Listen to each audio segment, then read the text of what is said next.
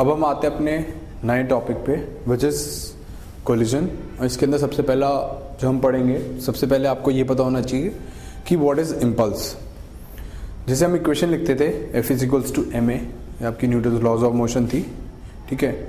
तो इसके अंदर क्या है, और एक ये आपकी इक्वेशन थी v is equals to u plus at, ठीक है। तो जब कोई भी फोर्स लग रही है उसके अंदर एक्सेलरेशन आता है।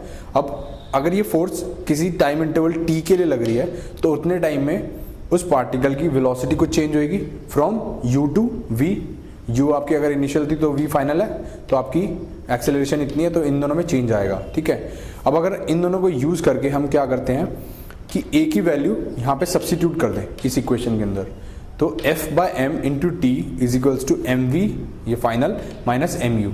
तो अगर हम m को इधर ले जाएं तो क्या आया, f dot T is equals to mv minus mu।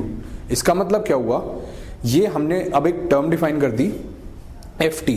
ft क्या है, अगर एक फोर्स लगती है टाइम इंटरवल t के लिए तो हम एक इम्पल्स मानते हैं। जैसे मैं इस बोर्ड को यूं हिट करता हूं तो इसके अंदर कुछ इम्पल्स आ जाता है, ठीक है। मतलब इम्पल्स यानी इसकी टेंडेंसी होती है इधर जाने की, और ये कुछ इम्पल्स एकदम से बहुत शॉर्ट टाइम के लिए थोड़ी ज़्यादा फोर्स आती है, तो इसे कहते हैं हम इम्पल्स। जब बहुत शॉर्ट टाइम के लिए एक बड़ी फोर्स लगती है तो दिस इज कॉल्ड इम्पल्स। और इम्पल्स एक्चुअली होता क्या है, हमने फॉर्मूले से डिराइव करा था एफ डॉट टी, और that comes out to be the change in the momentum, ठीक है। जितना चेंज मोमेंटम के अंदर आता है P final minus initial is called the impulse, ठीक है। अब ये तो एक इम्पल्स था, एक इंस्टेंटेनियस इम्पल्स जब हमको कैलकुलेट करना होगा तो हम क्या करेंगे कि इसका इंटीग्रल साइन लगा देंगे। अगर बिल्कुल शॉर्ट टाइम है, बहुत ही कम शॉर्ट टाइम है, तो इसका इंटीग्रल साइन होगा, ठीक है।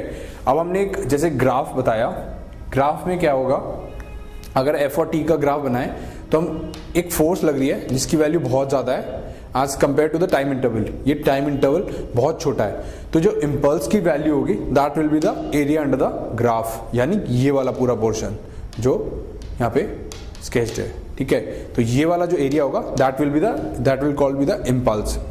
अब एक्चुअली इम्पल्स का यूज कहाँ पर होता है और कैसे होता है, ये जो इम्पल्स है एक्चुअली बहुत इंपॉर्टेंट टर्म है, ये आपके बहुत मतलब आगे एग्जांपल जो मैं सॉल्व करूंगा कोलिजन के अंदर, कोलिजन के लिए बहुत इंपॉर्टेंट है, एक्चुअली ये बेसिक है कोलिजन के लिए। तो जैसे अब मैं आपको बताता हूँ, अगर एक स्प्रिंग से एक बॉल कनेक्टेड थी, ठीक है, ये लटकी हुई है, और एक और दूसरी बॉल आकर इसको यहाँ से हिट करती है, ठीक है। तो अब क्योंकि ये जो स्प्रिंग होती है, स्प्रिंग कितनी फोर्स एक्सर्ट करती है, k इंटू एक्स। तो जब ये बॉल एक्चुअली में इसको हिट करेगी, ये दूसरी वाली बॉल अगर इसको हिट करेगी तो उस वक्त कोई इम्पल्स नहीं लगेगा। इम्पल्स क्यों नहीं लगेगा, क्योंकि इम्पल्स लगने के लिए फोर्स की वैल्यू बहुत ज़्यादा होनी चाहिए। बट यहाँ पर क्या हो रहा है, ये आकर हिट करती है तो ये कुछ स्ट्रेच होने में टाइम लगाता है। आपको पता है स्प्रिंग की फोर्स कब आती है, जब ये कुछ एक्सटेंड होता है, यानी कुछ एक्सपेंशन होती है इसकी, एक्सटेंड होता है, तो इसकी स्प्रिंग फोर्स आती है F इज इक्वल्स टू के एक्स। बट इसको कुछ ये एक्सपैंड जब होगा, x की कुछ वैल्यू आएगी, तो एकदम से नहीं आ पाती, इट जस्ट टेक्स टाइम। जैसे इसको एक्सपैंड होने में थोड़ा टाइम लगेगा, बट इतना टाइम हमारे पास नहीं होता। टाइम इंटरवल कितना होता है, बहुत छोटा। तो इस केस के अंदर जो स्प्रिंग फोर्स है, हम ये कंक्लूड करते हैं कि स्प्रिंग फोर्स जो है एक इम्पल्सिव फोर्स नहीं है, this is not an impulsive force, ठीक है।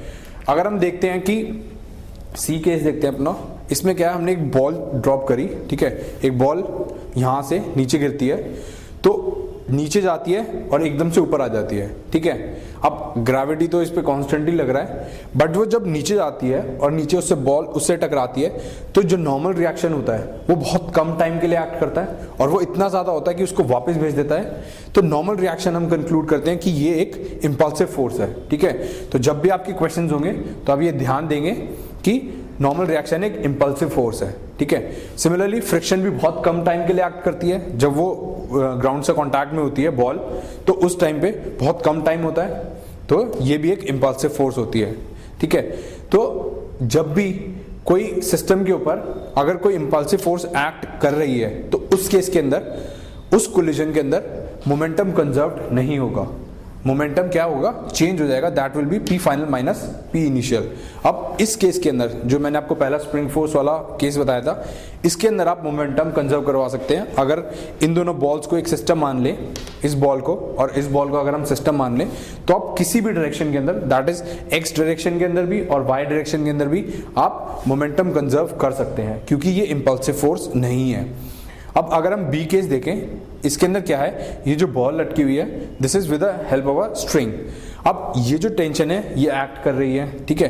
अब अगर बॉल अगर हिट करती है तो उस केस के अंदर ये एक इंपल्सिव जो टेंशन है, टेंशन हमारी इंपल्सिव फोर्स हो जाएगी, ठीक है। तो अगर ये ऊपर से आगे हिट करती है तो उसके अंदर, उस केस के अंदर आप देखेंगे कि ये वर्टिकल डायरेक्शन के अंदर एक इंपल्स लगा रही है, क्योंकि इसकी टेंडेंसी होगी नीचे जाने की, जब ये ऊपर से आगे हिट करेगी तो नीचे जाने की टेंडेंसी होगी, बट वो नहीं जा पाएगी, इस वजह से एक इंपल्स आएगा इसके अंदर, ठीक है।